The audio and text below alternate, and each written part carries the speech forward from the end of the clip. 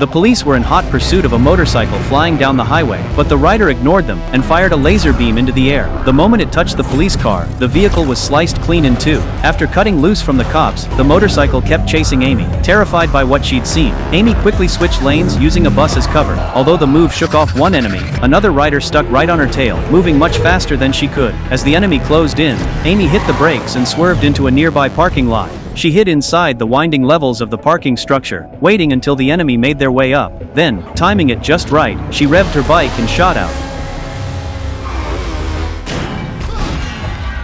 slamming into the pursuer and sending them flying. It seemed like she'd finally shaken them, until the rider got up completely unharmed after a 20-meter fall and started sprinting back up toward her. Panicking, Amy jumped onto the enemy's motorcycle, hit the throttle, and took off.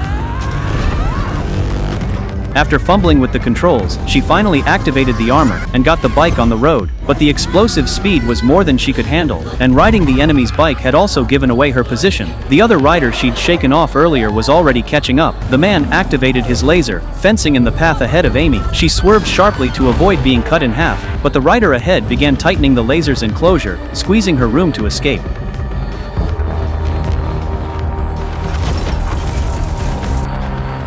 Suddenly, unexpectedly, the underlying code of the rider reveals him to be a kind and law-abiding citizen who would never harm innocent human babies. Seizing the chance, Amy broke free from the trap. When the rider caught up again, he found Amy had also figured out how to activate the laser. She used it to block his approach, but he clung to her as close as a shadow, accelerating right up beside her. Fed up, Amy decided if he wanted to play rough, she'd play along. She steered closer, throwing punches at the man as they fought for control on their bikes. In the struggle, the man's bike tipped over, sending Amy flying off hers.